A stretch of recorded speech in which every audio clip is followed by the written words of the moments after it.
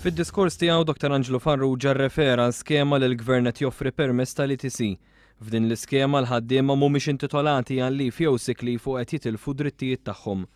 Angelo Farrugia wera d-differenza bejn kif inhu l-Gvern ta' Laurence Gonzi u kif ikun il-Partit Laburista fil-Gvern.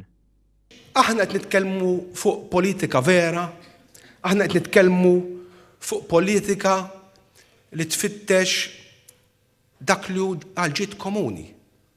Mhux għal-ġid ta' ftit individwi, ta' dawk illi kif sa nispjega dawk li qegħdin fil-klabb ta' Laurence Gonzi. B'dan il-mod il-poplu jista' jħossu li mhux diskriminat konsegwenza tal-politika żbaljata ta' Laurence Gonzi li qed wassal għal ħafna problemi soċjali għal Angelo Farrugia.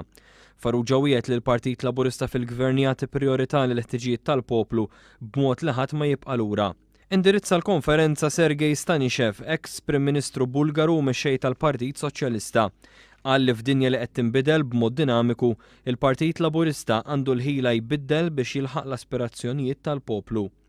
Huwa tkellem fuq id-differenzi li jeżistu bejn partiti Laburisti u dawk konservattivi, l-aktar fejn tidħol sigurtà soċjali u l-filosofija ta' privatizzazzjoni. Huwa awgura li l-Partit Laburista Malti jkun fil-Gvern biex jikkontribwixxi favur Ewropa soċjali fejn il-ġustizzja soċjali u l-iżvilupp ekonomiku jintrabtu flimkien.